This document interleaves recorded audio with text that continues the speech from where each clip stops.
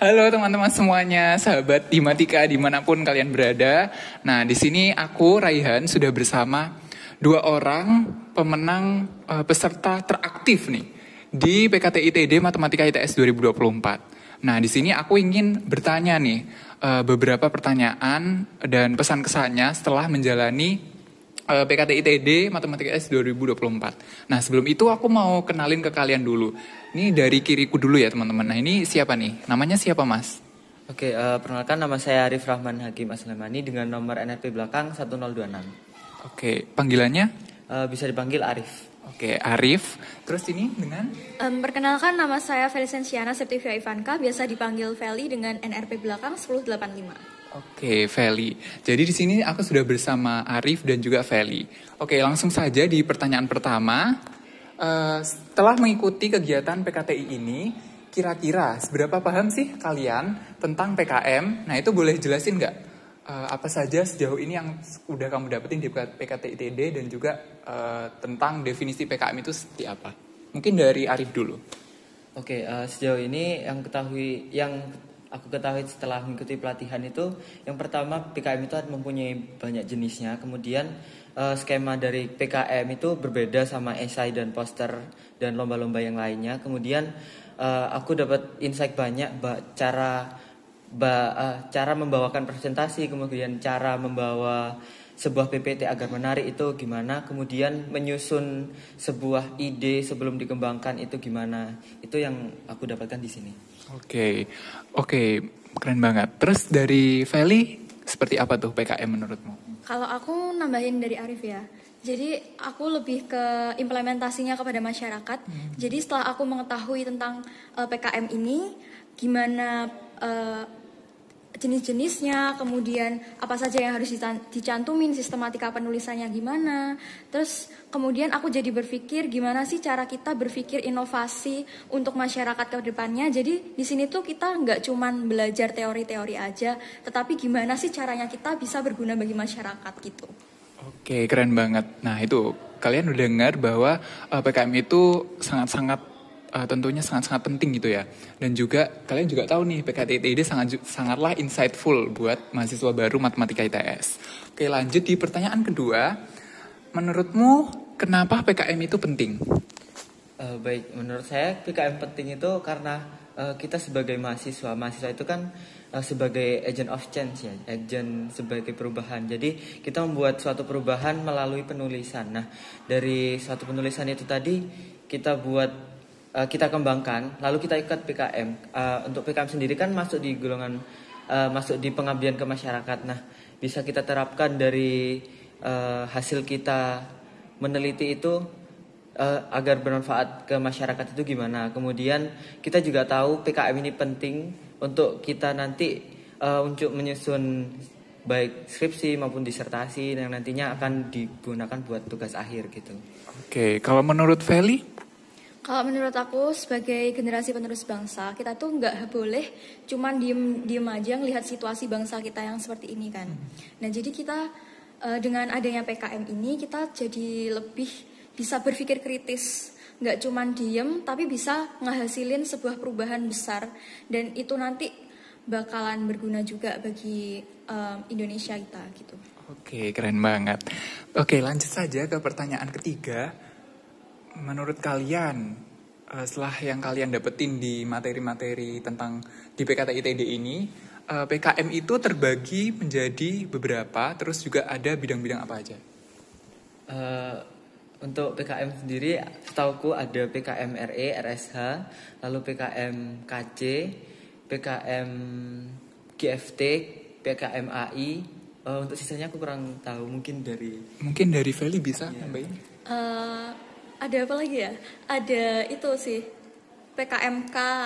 Terus pengabdian masyarakat tadi udah belum pengabdian masyarakat. Terus ada apa lagi ya? Ada PI, PM, seperti itu. Oke, nah itu kurang lebih PKM-nya seperti itu ya guys.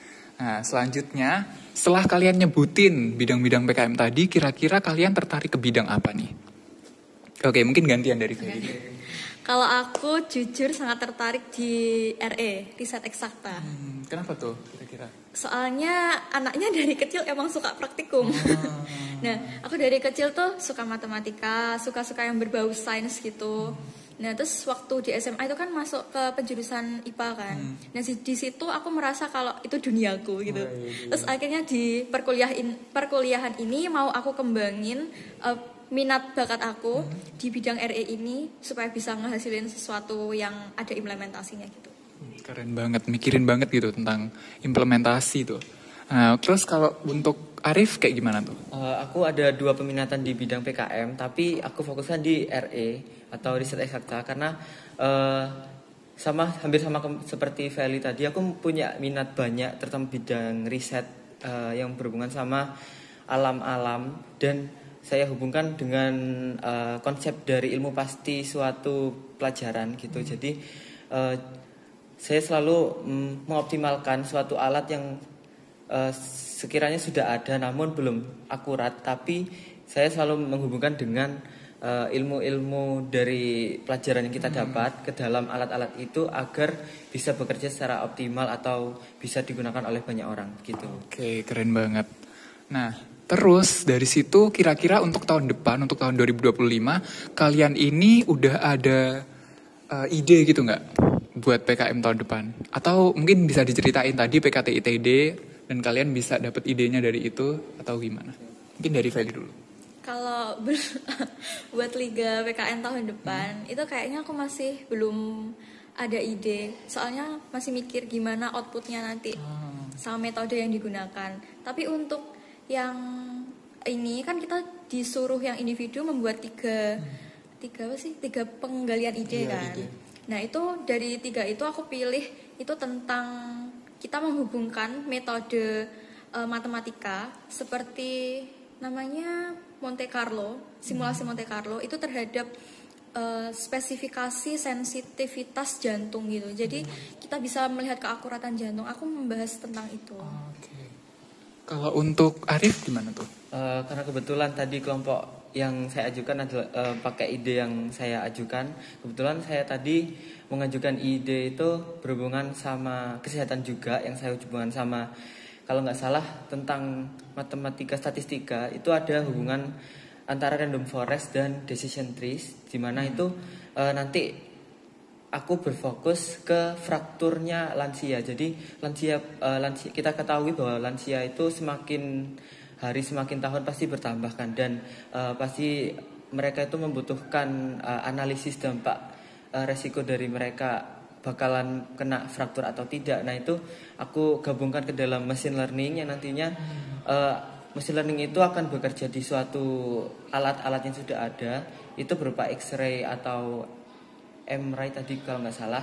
Jadi nanti ada database yang dikumpulkan dari suatu lansia, baik itu riwayat pernah terkena penyakit osteo ataupun riwayat pernah jatuh atau gimana. Jadi ini berfokus sama spesialis ortopedi. Jadi saya harap ini mempermudah para dokter spesialis ortopedi gitu. Keren banget. Bayangin masih mahasiswa baru udah punya pikiran mau PKM seperti itu loh teman-teman. Keren banget gak sih?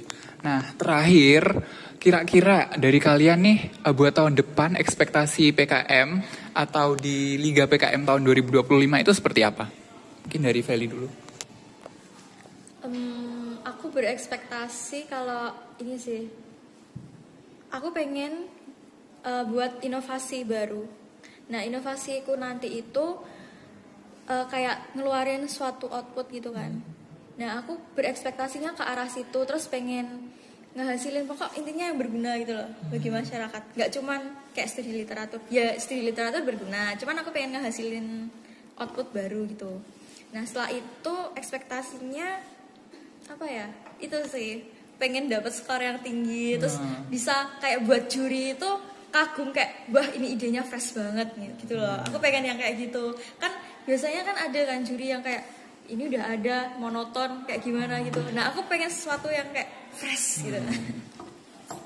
Oke, keren banget. Terus kalau untuk Arif, ekspektasinya kayak Oke, gimana? karena aku tadi sudah mention ya, kalau semisal aku mau mempermudah di bidang kesehatan, khususnya di bidang ortopedi, jadi aku mengoptimalkan alat-alat yang sekiranya nanti digunakan oleh para dokter yang bekerja di spesialis itu nanti mereka lebih mengetahui bahwa risiko-risiko yang terjadi ke depannya itu bagaimana dan cara meringkasnya melalui machine learning itu gimana. Kemudian yang pasti pengen lolos pendanaan, kemudian nanti kan katanya kalau lolos pendanaan bisa dikonversi ke SKS. Nah, itu harapan terbesar saya gitu. Wih, keren banget. Oke, mungkin aku sangat-sangat kagum nih sama mahasiswa baru, 2 mahasiswa teraktif kita di PKT ITD Matematika ITS 2024. Nah, mungkin sekian bincang-bincang kita di PKT ITD Matematika ITS 2024 ini. Sampai jumpa di PKT ITD Matematika ITS 2025. Dadah teman-teman.